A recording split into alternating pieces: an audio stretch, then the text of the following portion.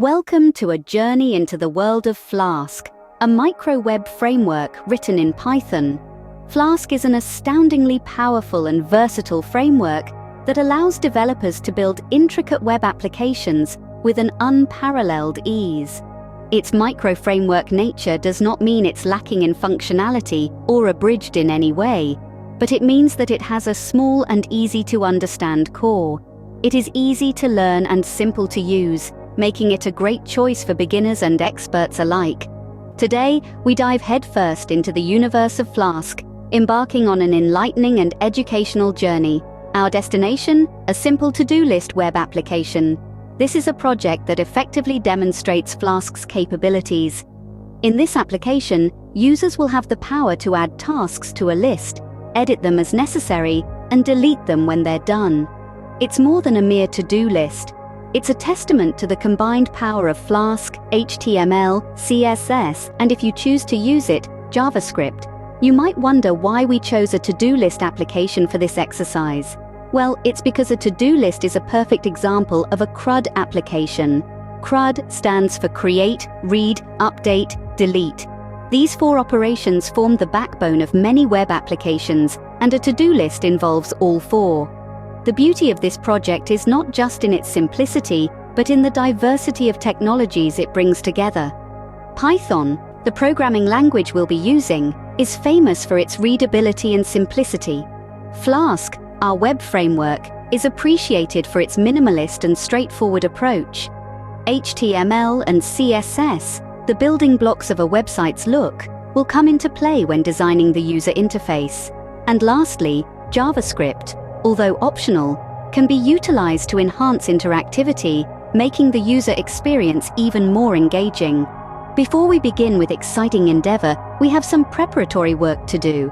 The foremost step is setting up the Flask environment. Flask, to our application, is like the engine to a car. It's the driving force that sets everything in motion. Installing Flask is as easy as typing pip install Flask into your terminal. This command informs Python's package installer, pip, to download and install Flask onto your machine. With Flask now on board, we need to create a virtual environment for our project. A virtual environment is like a secluded sandbox for each of your Python, where you can play around without affecting anything outside.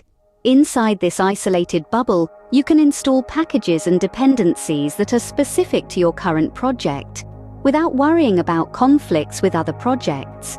So you see, setting up a virtual environment isn't just about organization, it's a way of dependencies and making your project more portable and reproducible.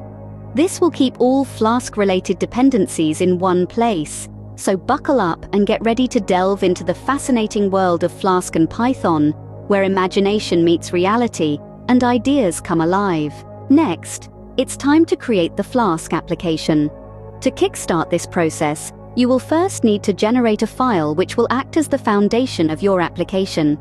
This file, which we will name app.py, will serve as the hub for your project, the nexus where all the significant functions will converge and interact.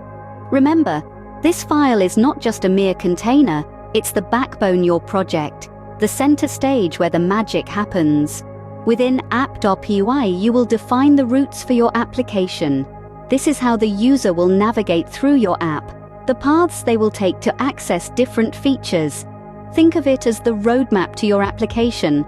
Guiding users from one functionality to another, they reach their destination without getting lost in the complex maze of codes. Moreover, app.py is where you will build bridges with the database. Every application needs a database to store and retrieve information. A database is like the brain of your application, the repository where all the data is stored, from user credentials to user interactions. It's the treasure trove of information that keeps your application running smoothly and efficiently. The code we will provide you with is designed to establish a SQLite database. SQLite is a software library that provides a relational database management system. It is a popular choice for the database engine in cell phones, PDAs, MP3 players, set-top boxes, and other electronic. The major reason for the popularity of SQLite is its serverless architecture. You don't need to install it. It gets embedded within the end program. Our provided code not only sets up the SQLite database, but also creates a table specifically for tasks. This task table is essential for tracking and managing the various tasks within your application. It's like an organized list, a ledger where each task is meticulously logged and tracked, ensuring nothing falls through the cracks. But the function of app doesn't stop there. It also defines routes for various functionalities like tasks, adding tasks, editing tasks, deleting tasks, and even marking tasks as completed. Viewing tasks allows the user to see the list of tasks they have created. The Add Tasks functionality lets the user add new tasks to their list. Similarly, Edit Tasks lets the user modify existing tasks, and Delete Tasks allows for the removal of tasks. Additionally, marking tasks as completed gives the users a sense of accomplishment, allowing them to monitor their progress. So, as you can see, Up is the engine that drives your Flask application. It's a multifaceted file, juggling multiple roles and responsibilities. It's a guide, a builder, a manager, and a facilitator, all rolled into one. Indeed, creating App.y is the first step, the initial push, in the journey of building a successful Flask application. It also defines routes for viewing tasks, adding tasks, editing tasks, deleting tasks, and marking tasks as completed. Now, let's move on to HTML templates. These templates will define the structure of the different pages in the application. Create a folder named Templates in the project directory and start crafting your HTML. Next up is CSS, the tool that will bring your application to life visually. Create a folder named Static in the project directory and add a file named style.css.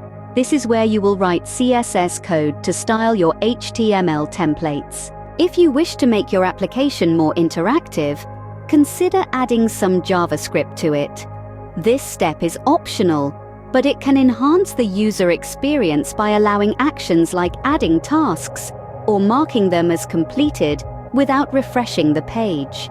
With your application now built, it's time to test it. Run the application and ensure that everything works as expected. If there are any issues, debug them and test again. Once your application is running smoothly, you might want to consider deploying it. This is an optional step, but it can make your application accessible to others. There are many platforms available for deployment, like Heroku. In conclusion, you've just built a simple to-do list web application using Flask. You've set up a Flask environment, created a Flask application, set up a database, created HTML templates, styled them with CSS, and optionally, added some JavaScript for interactivity. You've tested the application and if you chose to, deployed it. Well done. You've just taken a major step forward in your journey as a web developer. Remember, practice makes perfect, so keep building, keep experimenting, and keep learning.